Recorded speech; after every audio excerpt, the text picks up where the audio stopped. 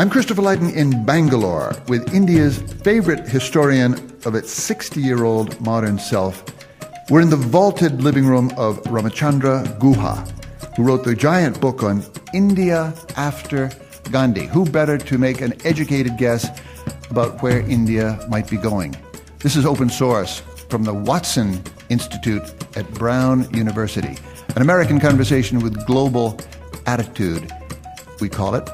The short form of Ram Guha's 700-page book is that despite the odds, and despite many expert, especially British predictions, India stayed one country, undivided by caste or sect or geography. It stayed various in its culture and its politics, and it stayed a democracy. Other than that, Ram Guha, practically everything changed. You quote an American journalist from the 1950s saying, India means only two things to us Americans, famines and Nehru. In your lifetime, what do you think of as the deepest, most important, most interesting changes? Well, it's the country is so large and complex, it's impossible to single out one change. Thank you for saying that. But in terms of the West's perception of India, I think a fundamental change in my lifetime has been that once upon a time, the West looked upon India with pity and condescension as a place that was going to fall apart, balkanize into many different nations defined by its just different languages and religions, as a country that would face mass scarcity. It was the true and original basket case, the kind of doomsday scenario of the Neo-Malthusians, or as a country that was too poor to be democratic and would come under military rule. So we were treated with pity and condescension. And now we are seen with a mixture of fear and admiration as the place where all the American jobs go to, as a country that's going to take on the world, that with China is going to construct the 21st century as a nation century. And in my view, both these views have been mistaken. It was premature in the 1950s and 60s and 70s to see India as going down the tube, as many Western observers did. It was premature because India at that time had extremely capable and far-sighted leaders who laid the foundation, the institutional, political, moral, and cultural foundations of a multicultural democracy. And these were leaders who were really quite top class. I mean, comparable, shall we say, to the generation of Washington, Jefferson, and so on, the American founders. So those predictions of doom in the 50s and 60s underestimated the capacity of the Indian political leadership.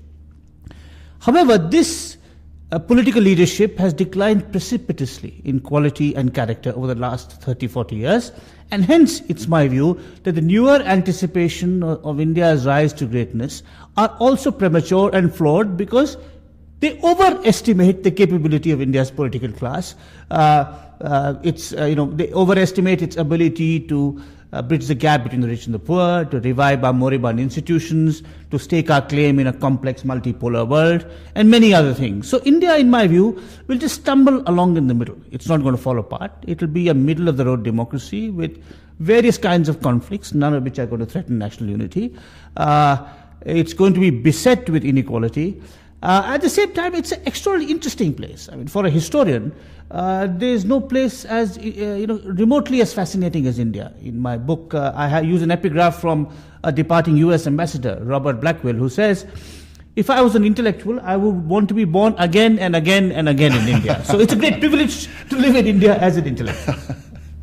What are the sort of middle view, which I think I associate with Amartya Sen, that India has rediscovered its essential self. It has recovered from the British occupation of 200-300 years. It has rediscovered its own 5,000-year history as an accounting civilization, in the sense that computing is not exactly brand new and it's not an American or universal import, but that it has found old philosophical roots in an open, argumentative, pluralistic place. And that, if it doesn't make it the Asian century, is at least an unusually valuable rising superpower. Well, I have great respect for Amartya Sen, and particularly for his work as an economist and a sociologist. I think he's done immensely important work in directing attention to gender inequalities. His work on food scarcity and famine is fundamentally important to our understanding of the modern world. But with due respect to a very great man, a great thinker and a very good man, he's no historian. And I think he has a very romantic, rosy-eyed picture of the continuity of Indian civilization.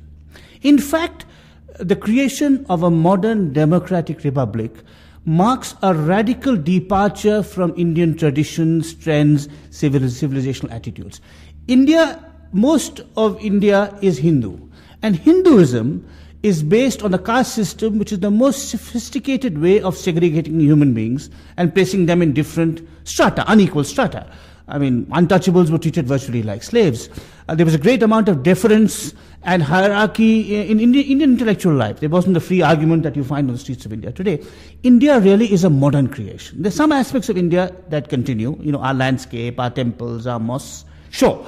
But the political experiment of a democratic India is the result of patient and hard work of a generation of modern-minded nationalists, several generations of modern-minded nationalists, starting with an extraordinary Bengali liberal named Raja Ram Mohan Roy, who in the early 19th century took on the challenge that Western colonialism posed to us. Say the name again and spell it out. Raja Ram Mohan Roy.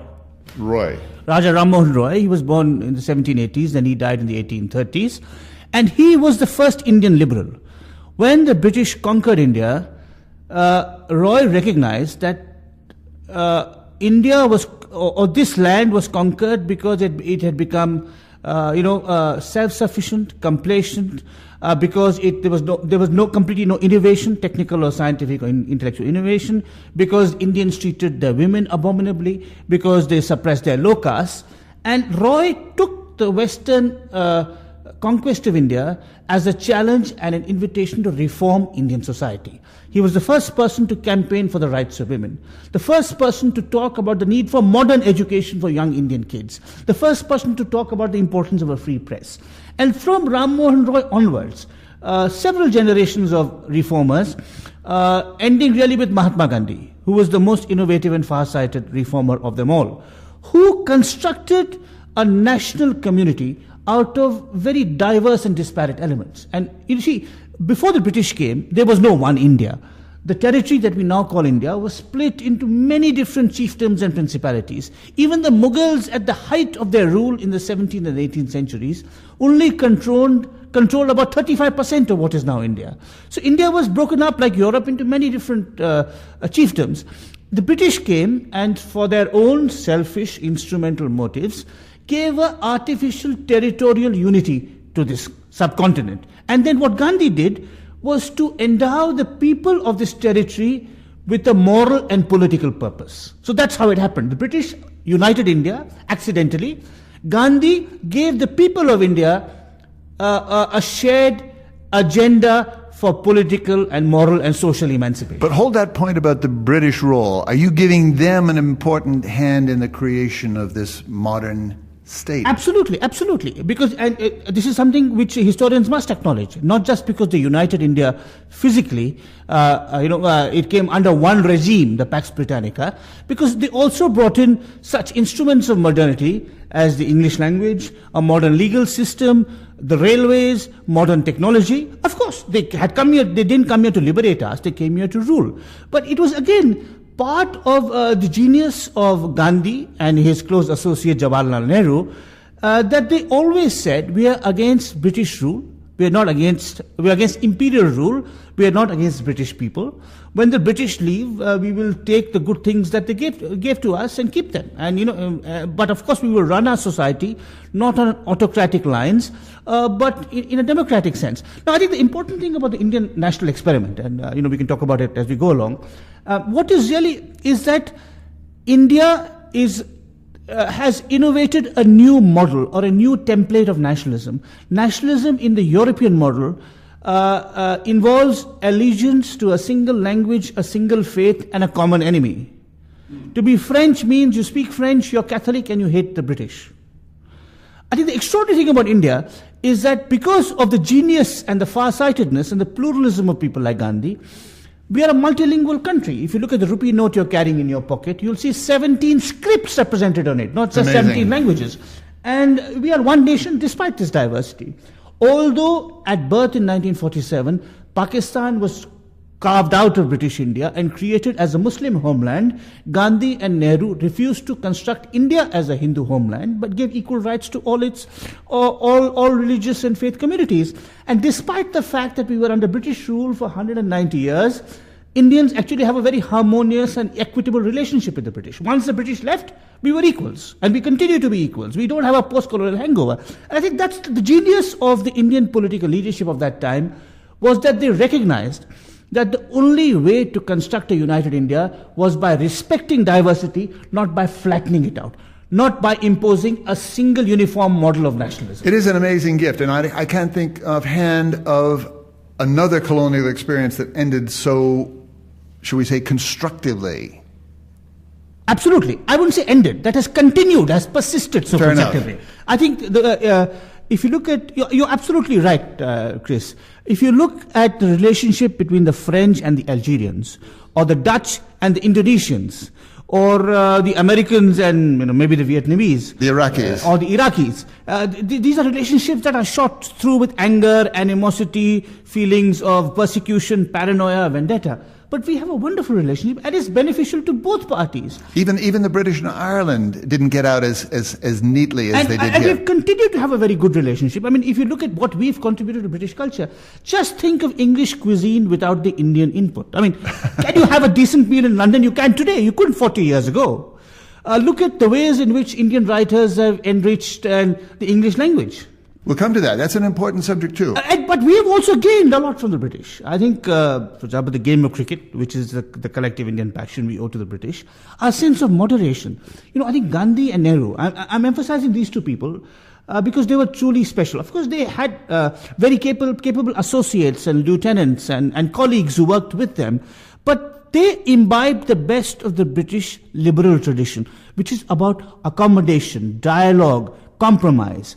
And that was the way to unite this varied and far-flung population in a common national project. And yet I remember Nehru writing in his Discovery of India that the good English went to the Americas for religious freedom and all other noble aspirations. The bad English came to India to exploit, to beat up and to get rich. Well, but there were also the good English in England. One of the important aspects of the anti-imperial movement was that a large section of the British people supported this movement. The Labour Party was steadfast in its support to Indian independence from 1906 or 1909 onwards. You had reactionaries like Churchill, who said that I have not become the king's first minister to preside over the liquidation of the British Empire. But you had liberals and Democrats and socialists who were always for Indian independence. And they included some remarkable English people. For example, the Christian priest Charles Freer Andrews, who was Gandhi's closest friend, who's been immortalized in Richard Attenborough's movie as well, and who played a very crucial role in mediating between the Indian National Congress and the British leaders. So there was still the good English in England who was supporting the cause of Indian independence, who recognized the essential injustice of imperial and colonial rule and the essential justice of the claims of Gandhi and Nehru and the Congress for independence. Go back as a matter of history for just one moment to Amartya Sen. He would say that it all began with Ashoka and Akbar, especially the whole notion of an open, argumentative society. No, he's quite mistaken. See, as I said, Sen is not a historian. The roots of Indian democracy lie in the Indian Constitution. The Indian Constitution, which came into being on the 26th of January 1950, was the result of 3 years of deliberation by a constituent assembly between 1946 and 1949. Those deliberations are contained in 13 volumes. And Akbar is not mentioned once. And you write about the Dalit man who chaired the whole thing. Ambedkar. He doesn't mention Akbar, he doesn't mention Ashoka. So I think it's a romantic view. No American has ever heard of the man. I wish you'd give us a profile. He was extraordinary. He came from an untouchable family. Let me put it this way. 60 years before President Obama became the first African American to achieve the high office of the President of the United States, a man born in an untouchable family wrote the Indian Constitution. Because untouchability is like slavery. It's the same oppressive system of discrimination and persecution. And here was a man born at the bottom of the social heap, B.R. Ambedkar, who by dint of his courage, his commitment, his determination, and his intelligence, got a PhD in Columbia University, New York, got another PhD from the London School of Economics, came here, back to India, became a famous barrister and public official. He disagreed with Gandhi on how to challenge the caste system, but because of the generosity and magnanimity of Gandhi's worldview, when India became independent, Ambedkar was asked to be the first law minister. And he drafted the Indian constitution. And if you look at the Indian constitution he and his colleagues drafted, there are no references to Ashoka and Akbar, because they knew that modern problems need modern solutions. There were 450 years that separated Akbar from the 20th century. There were 2,000 years that separated Ashoka from the 20th century. It's impossible to adapt their models to what is going on here. And even Ashoka, by the way, is a British discovery. The Indians had forgotten about Ashoka till a British scholar in the Asiatic Society in the 19th century wrote about him. So I think Sen has a very romantic. Sen has a romantic view where he wants to, a romantic, and I would even say a romantically patriotic view, where he wants to say it all began with the Indians, not with the Greeks. But he's mistaken. I think the real genius of India was how it innovated a new form of nationalism based on the problems it faced in 1947. Should we impose a single language on everyone? Should we construct India as a Hindu state, as a mirror image of Pakistan, which is a Muslim state?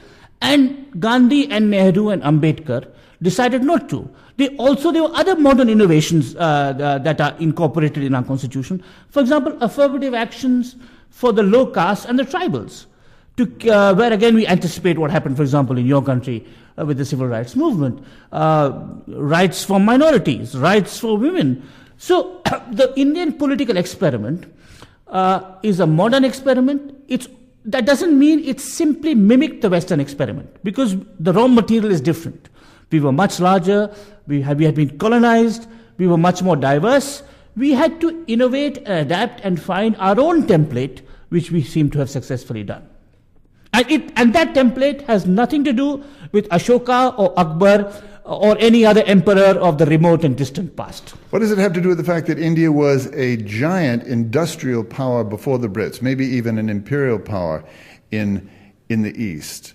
What does it have to do with the fact that India seems to have a roots in tolerance and openness that we didn't know about until... I don't think India has any roots in tolerance and openness. Hinduism is the most oppressive and discriminatory religion that you can think of. We shut off our women. I mean, Islam, both Hindus and Muslims in India have kept our women in seclusion. We are still so scared to challenge our religious figures. You can't blaspheme religious leaders the way you can, shall we say, in the West. So it's not true that we are open, and the openness and tolerance was the product of the persuasion and the work of generations of 19th and 20th century Indian reformers, from Ram Mohan Roy through Gandhi and beyond. And these reformers had continued to battle against the closed-mindedness, the hierarchy, the intolerance, the feudalism that was at the bedrock of traditional Indian society. Start from there and introduce a now vast new establishment of power in India. You celebrate 60 years of democracy, but we also know there are big corporate, unrevealed powers inside that world.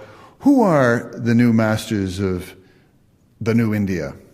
Well, I think, again, one must have a more nuanced position.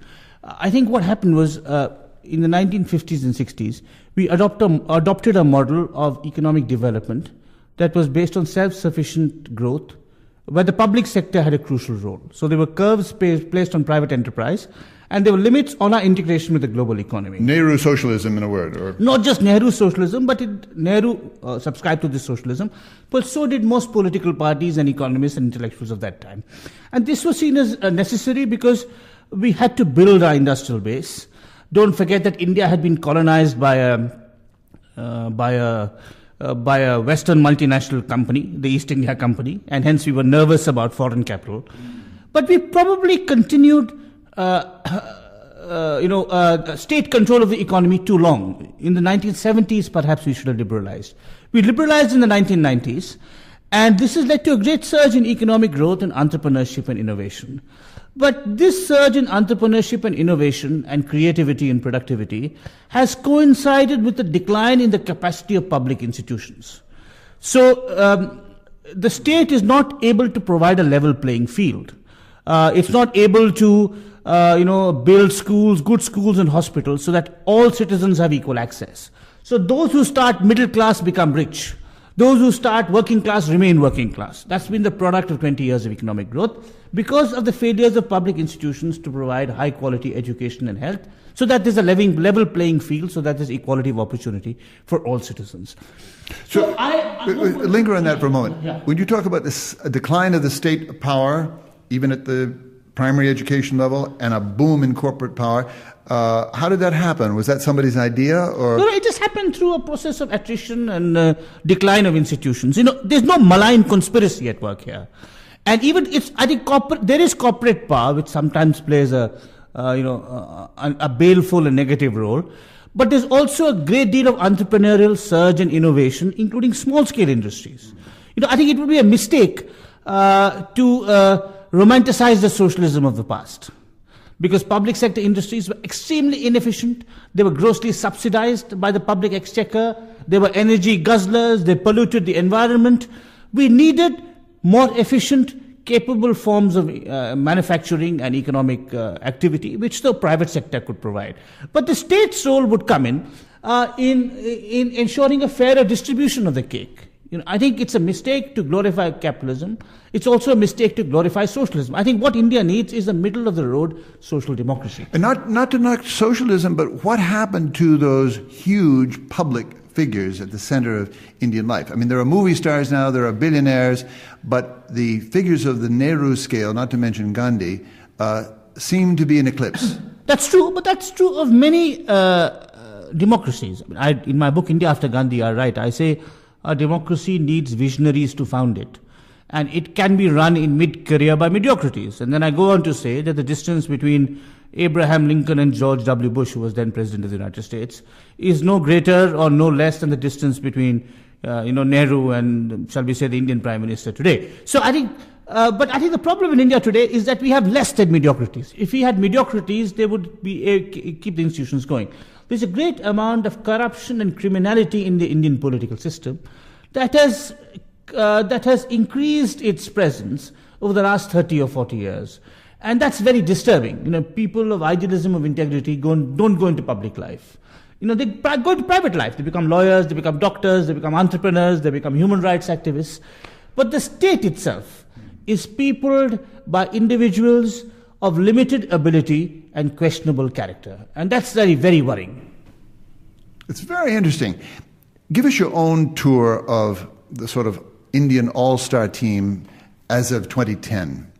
Nandan Nilekani is a very big deal in Infosys and in the media. Nobody's bigger in world literature than Salman Rushdie. Introduce us to some of the people that the world has to know something about. Well, it's very, because we're 1 billion people, and all kinds of individuals doing interesting and unusual things. I mean, Jawaharlal Nehru, who's been mentioned several times in this conversation, quite naturally, because he's one of the makers of modern India, Nehru once said that India is home to all that is truly noble as well as all that is truly disgusting in the human experience. India is home to billionaires who are extremely public-spirited, who have given large amounts of their wealth to charity, our own, homegrown Bill Gates and Warren Buffetts, if you will. India is also home to billionaires who are vulgarly exhibitionist, who are building, one of whom is building a 400,000 square foot mansion in the heart of Bombay, who gifted his wife a Boeing 747 on her birthday. India is home to corrupt and cynical and manipulative politicians, but it's also home to extraordinarily selfless social workers, sometimes not very well known even in India. For example, a woman called Ela Bhatt, who lives in the town of Ahmedabad, who runs the Self-Employed Women's Association, which has started cooperatives which employs more than 1 million women and gives them gainful and dignified employment. So India has produced Amartya Sen, who is a celebrated Nobel Prize economist and a pioneer, despite what I may have said about his work as a historian, one of the most original and creative economic thinkers in the world today. But India also has third-rate and fourth-rate universities which produce unemployed and unemployable graduates. So India is a home full of contradictions. And it is, as I said, it still produces, as in Nehru's day, all that is truly noble and all that is truly disgusting in the human experience. If there was it's hard to think of an all-star team, but someone like Nandan Nilekani, the entrepreneur turned public servant you mentioned, would figure in it. He's now joined the government in a very important advisory role. So would Ela Bhatt, the social worker.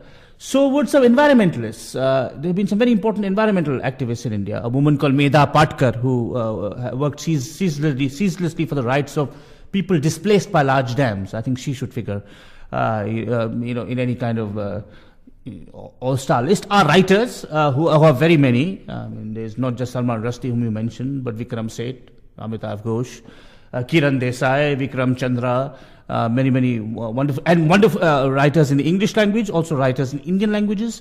There's one remarkable writer in Bengali called Mahasweta Devi, who is a woman in her 80s, who has been on the shortlist, the Nobel shortlist several times in the past, who writes novels based on the tribal forest people of West Bengal, and who also has been an activist for the rights of these tribal people. And she's a person of immense courage and dignity. I know her personally, and I salute her bravery and her physical courage despite her age. She's in her 80s. She still travels all over India, in remote parts of India. So we have lots of exemplary figures in the fields of politics, technology, literature, social work, but we also have a rising Maoist insurgency, which is very costly and which leads to 5 or 10 people being killed every day in the forests of central and eastern India. We do have, as I said, extremely callous and insensitive millionaires who celebrate their newfound wealth and don't really care about how the other part of India lives. So, we are home to all these contradictions. Ram Guha, before we get to the Maoists, I just wanted to ask, who's the most important, most interesting, most rewarding Indian writer that I've not heard of? I always resist choosing one name, but since you put me on the spot, I'd say there's a man, India's leading social scientist, sociologist, is a man called André Bete, of French extraction, but an Indian citizen, who lives in Delhi. Beteille, André Bete, and who's written most insightfully about our caste system, our varying religious identities, our nurturing and destroying of public institutions. He is the most, I'd say he's the most incisive commentator in Indian social and public life, and has been over the last 40 or 50 years. Can we talk about the caste system? Certainly. It's Amartya Sen's line again that India could become part California, part sub-Saharan Africa forever. And people, even in America, still think, when they think India, they think caste. If your father drove a bullock cart, you will drive a bullock cart, for all sorts of irrational reasons. Poverty is enormous and very, very stubborn, even in the new India. What about it? Yeah, it's not only caste. Amartya Sen is right on that there is a polarity emerging between the India that is between the middle class, which is very large in number, which is self-confident, sometimes aggressive, taking advantages of the new opportunities, and an underclass that is mired in poverty and deprivation and lack of access to schools and hospitals and so on. And part of this is due to do with caste. Part of this is to do with region. The parts of India that are doing well are the south and the west, that are along the coast, that have historically had a experience of trade, that have had more successful anti-caste movements, where low castes have mobilized themselves against the high castes, against the Brahmins, and have created much more enduring legacies of social reform. The South and the West also have had historically not been under Muslim rule. And there have also been rice cultures. Now, these two factors are very important. Kerala, for example. Kerala, Karnataka, and you see, these two factors are very important. Where rice is grown, women are much more active in the workforce. And And and in the south, rice was grown. In the north, wheat was grown. And where wheat is grown, women only have household tasks. They don't participate in productive activity. And because they don't participate in productive activity, they're not given the respect and that is their due. Also, the north has had a much greater, historically, Islam has played a much more important role there. And Islam also emphasizes the seclusion of women in the household. The south and the west, because they escaped the influence of this kind of Islam, and because women always played an important role in agriculture, these are the regions in which women are very active and productive. My wife, for example, is an entrepreneur, one of hundreds and thousands in Bangalore. And I think the south and the west are doing well economically, and the north, the center, and the east are stagnating and even declining. And part of this is now to do with the fact that the north and the east are also home to our richest mineral resources. Yes. And with globalization, many companies have started aggressively moving into these areas where there are large reserves of iron ore and bauxite and dispossessing peasants and tribals of their land, creating the conditions for a fertile Maoist insurgency. So part of the inequalities in India are to do with caste, part of them have to do with regional histories, part of them have to do with colonial histories. In the south and the west, again, the British dealt directly with the peasant proprietor. In the north and the east, the British created a system of landlordism based on the Irish model, so that you had, you gave large acres of land to a single landlord. So there was no incentive for the peasant to cultivate his fields productively because he didn't own the fields. So the real inequalities are regional. The south and the west are doing reasonably well. The north and the east are falling behind. Can we talk about the Maoists, the Naxalites in that northeast and central India? Arundhati Roy, certainly on the all-star team of Indian writers, told us it's not only a test of India's soul, but that it is potentially, and even near at hand, a bloodbath. And she pictured it as a kind of India's piece of a kind of universal fight over mineral rights and human rights in the 21st century. Take it apart in terms of the fundamental roots of the fight in precisely those areas over the iron ore and the bauxite, and what is the government doing about it? What is anybody but the literary class doing about it? Well, I'm not sure the literary class is doing very much, and sometimes they don't help because they romanticize the Maoists. Yes. And while the government has been guilty of collusion with corporate interests, before collusion with corporate interests, the government has been guilty of neglect of these tribal areas, of not providing, as I've repeatedly said, of not providing good schools and hospitals to these areas so that the tribals can be assured the rights of equal citizenship and then can play a part in the growing Indian economy. And this neglect and condescension towards the tribals of the government over a period of 40 or 50 years has now been compounded by their collusion with corporate interests, which has led to their granting leases of iron ore and bauxite to Indian and foreign companies. And this has led to displacement and suffering and conflict, and it's created a vacuum into which the Maoists have moved in. But it would be a mistake to romanticize the Maoists. The Maoists, Arundhati Roy has a tendency to romanticize the Maoists. They are savage and brutal in their methods. They are extremely dictatorial. They want to create a one-party state in India on the Chinese model. They are intolerant of all dissent. They don't really have the concerns of the tribals to heart either. The tribals for them are cannon fodder in a larger war against the Indian state. The fact that the tribals live in upland, forest and mountain areas is convenient for the Maoists because the tribals live in parts beautifully suited to guerrilla warfare. After all, Fidel Castro started in the Sierra Madre. That's really the role that the tribals play in the Maoist strategy. The Maoists are as indifferent and as unconcerned about the long-term welfare of the tribals as the Indian state itself.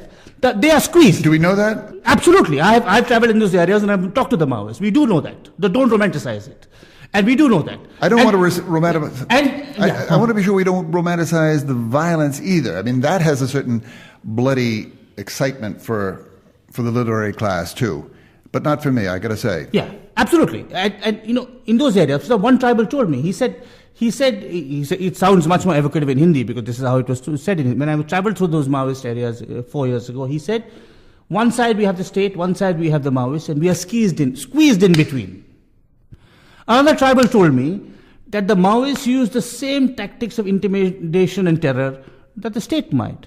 When they call a village meeting, for example, they'll stand with their guns. And this tribal said, if the Maoists believed in democracy, they would have the guts to leave their guns outside the village, then come within us and talk about our problems. They don't. They want to recruit the tribals as foot soldiers in their war against the Indian state. And this has escalated violence for the last 3 or 4 years. If the Maoists had any sense, which I fear they don't, they would enter the democratic process like the Maoists have done in Nepal, fight elections and become an important political party in the Indian parliament and get their policies accepted and implemented. If the Indian state has any sense, which I also fear they don't, they would activate the provisions in the constitution which allow the tribals to be stakeholders in every mining project, even in corporate hands. Under the provisions of the Indian constitution, there's a schedule called Schedule 5, which applies exclusively to tribal areas. And in that schedule, if the government decides, it can give tribals up to 50% stake in any mining or industrial project on their lands. So there are ways out of this terrible conflict. But I think people like Arundhati Roy, to put it sympathetically, they're romantic about the Maoists. To put it unsympathetically, and perhaps more honestly, they are useful idiots of the Maoists.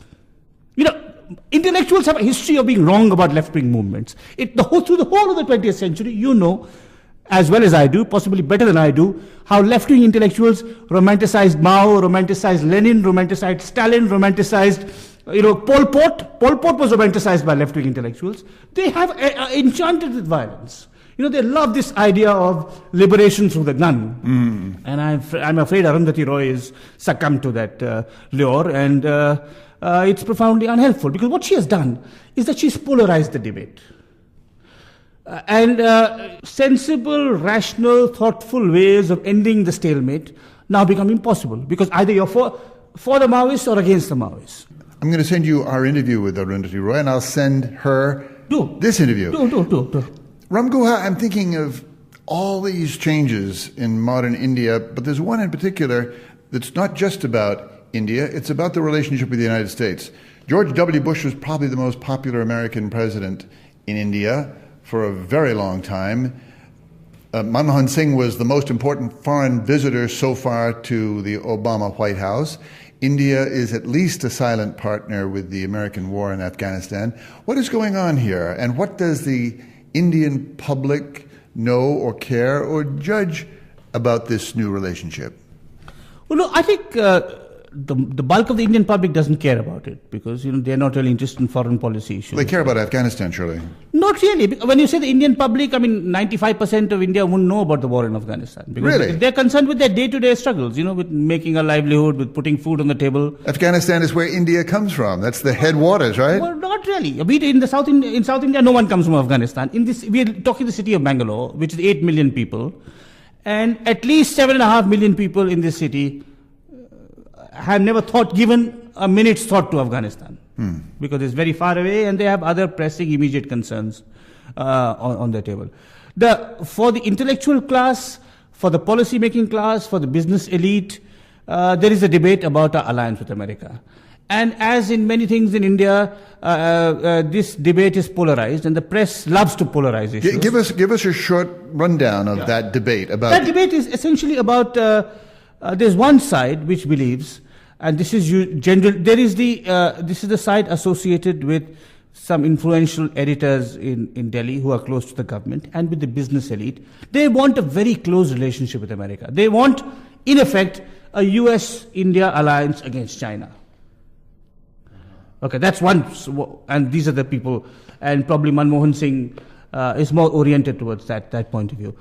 However, there's another side to the debate where intellectuals particularly have been very suspicious about America, partly because they supported Pakistan for a very long time, and they have a history of not supporting democracies. India has never had cozy relationships with America, even though we were a democracy. partly because of fears of what they call American imperialism. And this is this other point of view, articulated by the parliamentary communist parties and by left-wing intellectuals, would want us to resolutely oppose America. I think there's a middle ground. Again, there's a middle ground. I think we need good relations with America, but not at the cost of subservience. We don't need to become a junior partner in America's war on terror or America's encircling of China. But at the same time, there are many things that bind our two countries. I mean, we are both great multicultural democracies. We have historic ties. We now have a big Indian diaspora in America. We can learn from America. For example, I think one thing that our business elite can learn from America is your traditions of philanthropy, of giving back to society. I think at the same time, we should also have good relationships with China, with the European Union and Russia. Friendship with America cannot be and must not be at the cost of friendship with China or European Union or anyone else. India today is in the privileged position of having many suitors and of being able to choose them all. So many Indians have said to me in different ways that Indians feel some mysterious but profound affinity with America. It has maybe to do with Thoreau, maybe to do with Martin Luther King, to Gandhi, to back and forth, but also that Indian immigrants to America today feel instantly at home. They know where they're at, they know how to maneuver. They're global people, they're merchant people, they're ventures people, maybe even better at it than Americans have been. What's your take on that link? That may be closer than American and French folk, or American and Eskimos, or Americans and Japanese? No, I think you're right about the Indian diaspora. You see, what is distinctive about the Indian diaspora to America, socially speaking, is that it's middle-class Indians going and becoming middle-class or upper-class Americans. Yes. It's very different from previous waves of immigration to the U.S. In fact, I once wrote jokingly that the Indian immigration to the U.S. that constitutes the first wave of migrants since the Mayflower, who went from being elites in their home country to being elites in the host country. So they're a very special kind of migrant, and not to be confused with the Ukrainians or the Jews or the Vietnamese boat people, or and so on and so forth, or the Scandinavians and the other kinds of people you've had, or the Laotians and the Mexicans and so on. So I think the Indian diaspora is a unique case, and because of their class origins, they're also extremely instrumental. I have not much sympathy for the Indian diaspora in the aggregate. I mean, I admire some of the individuals. I have friends in the Indian diaspora, but as a collective, they have kicked the stool that took them to the top. They've kicked away the ladder that took them to the top. They have really no interest in India. Unlike the Chinese diaspora, which has given so back to Chinese society. They've invested, they've created institutions, they've got into social work. The so-called non-resident Indians don't do that? Hardly any. Wow. Because they are completely self-interested. They're a professional class, they want to make it in America, which they are extremely adept at doing, as you said. They are even more successful perhaps than the Jews at the moment, financially. So I think the Indian diaspora is extremely self-interested. Now that India is doing well economically, some of them want to come back. While we were supposedly, a land of famines and scarcity, they had no interest in us. But now that we present business opportunities, there's better care for the elderly here than they may be in America, they've suddenly discovered their motherland.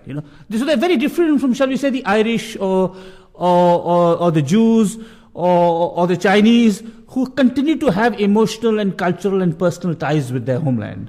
The Indian diaspora is by and large self-seeking and instrumental. And as I said, there are honorable exceptions, and there are some individuals who have done admirable work. It may be a break for India, may I say. Immigrants to America have often, including the Irish, been supporters of very reactionary elements back home. Yeah, that's true. Yeah, and in fact, some of the Indians have also supported right-wing Hindu movements here, for example. In the 1990s, when there was a surge of Hindu fundamentalism in India, and between 1999 and 2004, when there was a right-wing Hindu government in power in New Delhi, you had these kind of irredentist movements, just as the right-wing New York Jews support Israel and so on. But by and large, the Indian diaspora is concerned, has very weak links with its homeland. And I think our relations with America should not be dominated by what the diaspora thinks, but by our own internal interests. Good point. Good point. I have a double question, Ram Guha, but I'm sure you'll answer it with ease. It has to do with values and spiritual values. So many people say to me that in the new India, the old values are gone. Family values, spiritual values, Hindu values, Muslim values, you name it, it's over. At the same time, India has had this very, very powerful role in the world as the home of the gurus, the home of Buddha, the home of a fundamentally spiritual authority. What's your take on the erosion of values, and also what's the future of the guru business? Well, on the first question, historically, urbanization and industrialization lead to similar kinds of changes everywhere. The breakdown of the joint family happens in India in the same way as it happened in the US and Europe. Your connection with your grandparents declines because you move far away, you migrate in search of work. Once women enter the workforce, that leads to a different orientation within the household. So in that sense, India is undergoing the same kinds of changes that the US did or Europe did or other urbanizing and industrializing societies did. And that's inevitable. As the society urbanizes and industrializes, the individual becomes much more important than the family or the community. And some of that is happening here. And it's because you're disconnected with your village, your family, your community, that you turn to these modern gurus for solace. So the guru business is booming, not just Indian gurus exporting their wares to California, but within India. The guru business is booming. These guys are really, provide some kind of psychological counseling to, hardworking, frazzled, professionals. It's incredibly lucrative, and there are some genuine gurus who are deeply spiritual, like the Buddha was or like Gandhi was. But many of the best and most successful gurus are simply brilliant brand strategists. They're marketing professionals. They've created an empire where they market their goods and their wares, and they find a market and they find consumers. You think they still will? I think so. I think because the pace of the modern world, you work so hard, you come back, you want some solace, you can't get it anymore from your grandmother or your grandfather or your uncle, and there's the guru giving you some, well calibrated and packaged advice on how to harmonize your business life with your personal and spiritual development. In 10 easy steps, chicken soup for your soul, and instead of chicken soup for your soul, masala dosa for your soul, or whatever. So I think it's a booming business, and it'll do very well. I want to come back to a theme you struck at the beginning. You were dissenting from the notion of an Asian century, but I want to tease you with the idea of an Indian century, which keeps suggesting itself to me. India as an extraordinary recovery from colonialism, from imperialism maybe at its worst, but it's back, it's together, it's itself, it feels like itself. It's also a society that for hundreds, if not thousands of years, has not made a business of imperializing other societies or declaring enemies or dividing the world ideologically. But it's a model, it seems to me, or it could think of itself as a model to Africa, even to Latin America, as a way out of the colonial suffering and the colonial resentment. All of which suggests to me that India has a hugely exemplary global role to play. What about an Indian century? But I would qualify that. India has, if India has anything to offer the world, it's political and cultural, not economic and technological.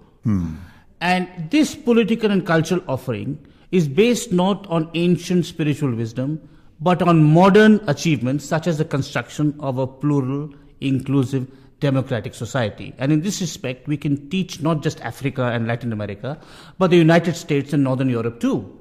You Americans are paranoid about the invasion of Spanish speakers. Make Spanish an official language and be a bilingual nation. We are a multilingual nation, for God's sake. The Europeans are paranoid about Muslims coming in and how they will handle. Look at how we've handled our Muslim minority. We have 150 million Muslims. 4 or 5 years ago, there was a big debate in France over the headscarf. And the French, who are obsessively secular, banned the headscarf in schools and colleges. You remember that? Sure. Yeah. When the debate was going on, I was giving a talk in the University of Calicut in Kerala, which is a Muslim majority district in the southern state of Kerala. In my talk, there were 200 students. There were 80 women in headscarves. And the headscarf was liberating. The headscarf allowed them to go to university. There's a distinction to be made, which the French never made, between the headscarf, which is fine, and the full veil or the burqa, which is not fine, because that is, completely covers you. But the headscarf is like a turban a Sikh gentleman wears, or a crucifix, or even Indian women, they wear a sari, they cover their head with a sari when it's hot. It's absolutely fine. And because we allow our different religious minorities to maintain their cultural and, we don't have, as one Indian sociologist memorably put it, he said, the Americans follow a melting pot approach. Ours is a salad bowl approach. The different cultures retain their ingredients, their smells, their colors, whereas you guys all homogenize it in one melting pot. The American creed, as Samuel Huntington put it. One Big Mac. One Big Mac, exactly. One Big Mac. And I think that's what India can offer the world, is ways to handle religious, linguistic, and other forms of diversity, including diversities of dress, of culinary traditions, of musical styles. I mean, look at our music. Look at one of the things that unites India is the Indian film. Bollywood is a great unifier, and Bollywood is a testament to cultural pluralism. You can have a dance sequence in an Indian film. Every Indian film has half a dozen dances, which some Westerners find peculiar. But you can have a dance sequence which starts with the Bhangra, which is a dance from the Punjab in North India, and which is an earthy folk dance associated with peasants. So it'll start with that, and it'll seamlessly move into the Bharatnatyam, which is a high classical art associated with temples in South India. And it's fabulous. And we're all completely okay with it, just like our rupee note, which is 17 languages and 17 scripts. So India is a glorious, remarkable, admittedly flawed, but yet glorious, remarkable experiment in multicultural, multi-religious, multi-ethnic living. That's what we have to teach the world, or that's what the world can learn from us, and it's not about colonialism. So, since it's not about colonialism, it's about living together separately, as someone said, living together, but following our separate trajectories, our separate orientations, our separate paths, and doing so democratically. The Muslims are a great example. We have 160 million Muslims, and according to one observer, not a single member of Al-Qaeda. That might be an exaggeration. There may be 5 or 10, Indian Muslims have joined Al-Qaeda. But by and large, the Indian Muslims articulate their reservations, that they have many reservations. They're poor, they're excluded, but they articulate them through the democratic process. When there was the terrible terror attack in Mumbai in November 2008, I mean, India has suffered perhaps more from terrorism than many countries in the West. When there was a terrible terror attack and the terrorists were killed, the Mumbai Muslims refused to bury them because they said these are not Muslims. I mean, what they practice, this cult of terror, is not Islamic. So I think, likewise with our Christians or our Sikhs, it's a flawed experiment. It's had hurdles, there has been intolerance, there has been discrimination, as there would be, because after all, we're 60 years young. We are a nation 60 years young, battling against 5,000 years of social prejudice, economic inequality, cultural intolerance, and so on. And it's this modern experiment of trying to create a multicultural, multi-ethnic, democratic political community. That is what we can export to the world. Or that's where the world can look at us. We still have to improve it, we still have to refine it, we still have to live up to our best ideals. But contrary to what I've been arguing, most Indians who think that this century will be the Asian century think that this means we'll dominate the West by our technology, our software, our military prowess. So they are massively enthused about the fact that we have nuclear bombs. That's not what appeals to me. What appeals to me is our experiment in plural and democratic living. It appeals to me too. You make a wonderful case. You're a wonderful advocate, Ram Guha. I can't let you go, though, without asking you, how did you come to be Ram Guha? How do you do it as an independent intellectual, writing these huge tomes in your own house, outside a university? How did you get to be you? Well, part of it is the extraordinary support I get from my wife. I mean, I never had to work for a living because my wife is a successful entrepreneur who runs a design company, and most Indian men have to support their wife and children. So I just pure luck. Part of it is the fact that I live in the most interesting country in the world. I mean, as a historian, to be born and live in India is to be presented with, challenges and opportunities that historians in other countries won't. Part of it is to live through these most exciting and tumultuous times. I'm living through this ongoing experiment of Indian nationhood and democracy. But the independence I prize is not independence from institutional autonomy, but independence from political extremism and dogma. I have my political views. I'm a slightly left-wing liberal, 1 degree left of center liberal, or 2 degrees left of center.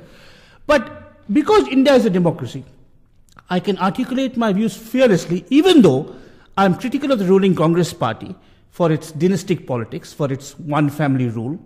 I'm critical of the right-wing BJP because I don't believe in religious politics. I'm critical of the communists, and I'm also critical of the Naxalites, as you see I have been, because I believe in essential values, in essential democratic and plural values. And when any political party or sect challenges or combats those values, I criticize them. And that to me is real independence. Too many intellectuals identify themselves with partisan political positions.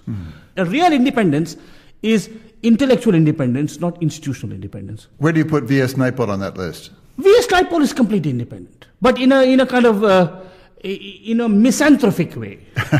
He's brilliant and I admire him really, but V.S. Naipaul only cares for himself. I care for my country too. I care for humanity. I think I do. V.S. Naipaul is brilliant and he's genuinely independent. I think the greatness lies in the fact, you're absolutely right. He could not have written the books he did had he been a slave to an intellectual or ideological fashion. So I admire his intellectuals, his independence, but he is fundamentally a much more pessimistic man than I am. I think human beings are capable of redemption, or at least of doing better. He thinks that he has essentially a pessimistic, even tragic view of the world, which I respect, but I don't share. Would you say that his wounded civilization, as he calls India, has healed? No, and I think it will never heal, because our experiment is such that it will always be a rocky road. We are so diverse, yet we want to be a single nation. We are so poor, yet we want to be a democracy. We live in an extremely hostile neighborhood. We live in a disturbed world. How could we be? We're not Scandinavia, which can be harmonious and peaceful, and we'll always have a difficult ride. The question is, can we live with a few bruises and a few band-aids, or do we have to amputate the leg? I mean, so we will always be wounded. That's in the nature of the Indian political experiment. It's in the nature of the Indian political experiment that it will always be conflict-ridden. The question is, are those conflicts manageable, or are they going to devour and destroy us?